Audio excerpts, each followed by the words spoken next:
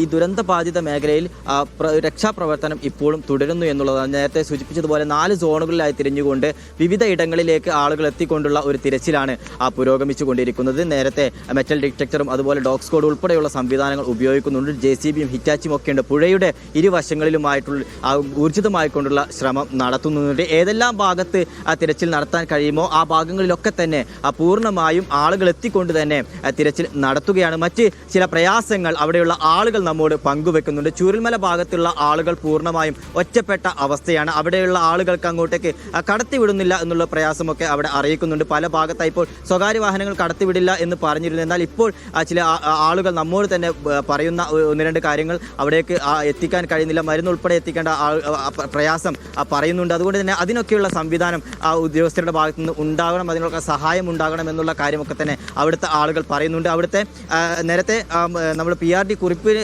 പ്രകാരം അവിടേക്ക് അവശ്യ വസ്തുക്കളൊക്കെ തന്നെ എത്തിക്കാനുള്ള സംവിധാനം ഒരുക്കിയിട്ടുണ്ട് എന്ന് പറയുമ്പോൾ പലപ്പോഴും പലയിടങ്ങളിലായി ചൂരൽമല, അട്ടമല, അതുപോലെ പുത്തുമല, ഏലവയൽ ഉൾപ്പെടെയുള്ള പ്രദേശങ്ങളിലുള്ള ആളുകൾ പലയിടങ്ങളിലായി ഒറ്റപ്പെട്ട് കിടക്കുന്നുണ്ട്. വലിയ തോതിൽ മഴ ശക്തമാവുകയാണ്. പുന്നപ്പുഴ ഉൾപ്പെടെ നീരൊഴുക്ക് വർദ്ധിക്കാനുള്ള ഒരു സാധ്യത അവിടെ ഉണ്ട്.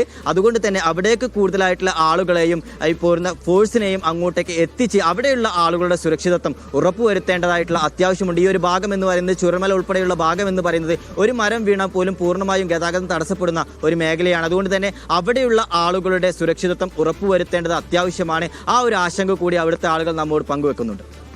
ശരി. ഇനി ഇപ്പോൾ മുഖ്യമന്ത്രി എത്ര മണിയോടുകൂടി എത്തിച്ചേരും? അദ്ദേഹം അവിടേക്ക് തിരിച്ചിട്ടുണ്ടായിരുന്നു. 1 മണി കഴിയുമ്പോഴൊക്കെ എത്തുമെന്നാണ് അറിയിച്ചത് ഫൈസൽ. പക്ഷേ അദ്ദേഹത്തിന്റെ സന്ദർശനം വൈകുകയാണല്ലോ.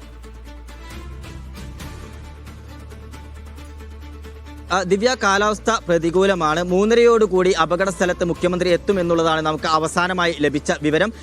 ആ ഒരു പ്രതീക്ഷയിൽ തന്നെയാണ് നമ്മൾ ഇവിടെ നിൽക്കുന്നത്. 3:30യോടുകൂടി തന്നെ ഈ കള്ളാടി, ഈ തുരങ്കപാത സമീപത്ത് മണ്ണിടിഞ്ഞ ദുരന്ത മേഖലയിൽ മുഖ്യമന്ത്രി എത്തും. അതിനുശേഷം മേപ്പാടിയിലെ പോളിടെക്നിക് സന്ദർശിക്കും. അതിനുശേഷം മേപ്പാടി ഈ അപകടത്തിൽപ്പെട്ട ആളുകൾ ചികിത്സയിൽ കഴിയുന്ന മേപ്പാടിയിലെ സ്വകാര്യ മെഡിക്കൽ കോളേജിൽ മുഖ്യമന്ത്രി സന്ദർശിക്കും. അതിനുശേഷമായിരിക്കും അവലോകന യോഗം കലക്ട്രേറ്റിൽ നടക്കുക. അതിനുശേഷം മുഖ്യമന്ത്രി മാധ്യമങ്ങളെ കാണുമെന്നുള്ളതാണ് ഇപ്പോൾ നമുക്ക് ലഭിച്ച വിവരം. അതിന് തന്നെയാണ് എല്ലാവരും കാത്തിരിക്കുന്നത്. 3:30യോടുകൂടി തന്നെ മുഖ്യമന്ത്രി ദുരന്തബാധിത മേഖലയിൽ എത്തുമെന്നുള്ളത് തന്നെയാണ് അറിയിച്ചിരിക്കുന്നത്. നേരത്തെ 1 മണിയായിരുന്നു പറഞ്ഞത്. ചില സാങ്കേതിക കാരണങ്ങളാൽ ഇപ്പോൾ വൈകുന്നു എന്നുള്ളതാണ് നമ്മൾ മനസ്സിലാക്കേണ്ടത്. അല്പം വൈകാതെ തന്നെ അധികം വൈകാതെ തന്നെ മുഖ്യമന്ത്രി VD സതീശൻ അവിടെ അപകട സ്ഥലത്ത് എത്തിച്ചേരും. ഇപ്പോഴും അവിടെ കാണാതായ 5 പേർക്കുള്ള തെരച്ചിൽ പുരോഗമിച്ചു വരികയാണ്. ഫൈസൽ നെടുമ്പാലയും ഒപ്പം ഷിത ജഗത്തുമാണ് വിവരങ്ങൾ നൽകിയത്.